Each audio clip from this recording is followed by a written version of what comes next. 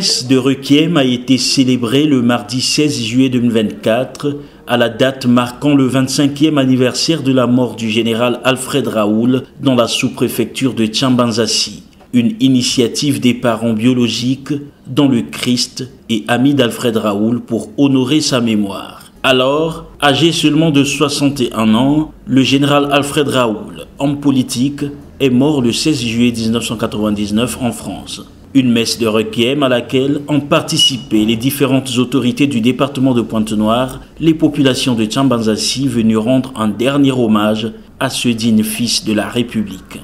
Alfred Raoul était avant tout un homme dévoué à sa famille. Malgré un emploi du temps chargé, il répondait toujours présent devant ses enfants et sa famille.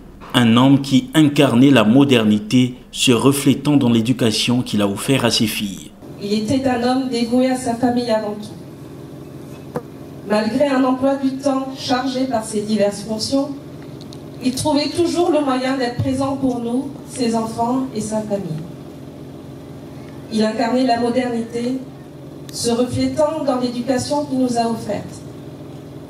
Chez nous, les filles, les femmes, n'étions pas cantonnées à des rôles prédéfinis, ni limités dans nos ambitions.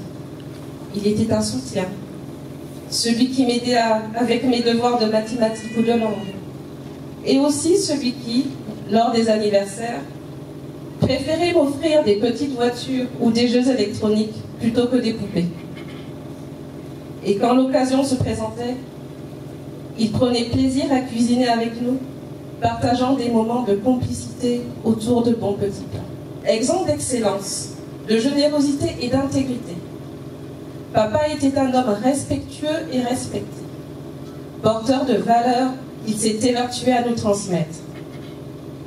Un héritage précieux que ma sœur et moi nous efforçons de perpétuer auprès de nos enfants, dans l'espoir qu'ils continueront à le faire vivre.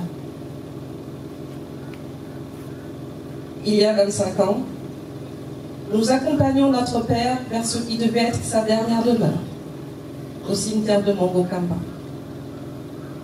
Mais au fil des années, ce lieu ayant perdu de sa sérénité, nous nous sommes mis en quête d'un nouveau lieu paisible pour son repos éternel. Né à Pointe-Noire, de parents congolais cabinais, le choix de cette commune, à la croisée des cultures, symbolise l'union de ses racines.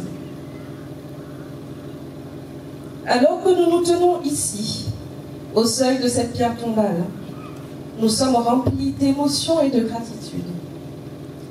Elle représente bien plus que le repos de son corps. Elle est la gardienne du souvenir impérissable de son esprit. Un lieu de recueillement où nous pourrons tous honorer sa mémoire et où nous puiserons la force de suivre son exemple. Enfin, en ce moment de recueillement, adressons une prière en sa mémoire. Que son âme repose en paix et que son souvenir continue d'illuminer nos chemins et d'inspirer nos vies. Parmi les personnalités présentes à cette cérémonie, les anciens élèves militaires sortis de l'école militaire de Saint-Cyr, venus eux aussi se prosterner devant celui qu'ils appelaient aïeux. Nous pensons vraiment, et nous le confirmons, que notre aïeul éternel n'a pas tremblé devant les circonstances de la vie et a accompli son office sans relâche. C'est vrai qu'il nous a quittés. Mais pour nous, Saint-Cyriens, il restera toujours notre aïeul éternel, notre guide, capable de nous chuchoter à l'oreille toutes les fois que c'est nécessaire. Il nous laisse d'ailleurs un héritage inestimable, un héritage précieux, notamment notre amicale que nous appelons Amicale des anciens de Saint-Cyr Congo, qui rassemble autour des valeurs de Saint-Cyr tous les Saint-Cyriens résidents ou de passage dans notre pays. D'ailleurs, Madame Raoul, ici présente, épouse de notre aïeul éternel, notre chère maman a toujours été là lors de nos rencontres fraternelles. 25 ans déjà. Oui, 25 ans. Depuis le décès de son époux, elle est restée attachée au Saint-Seigneur. Vraiment attachée.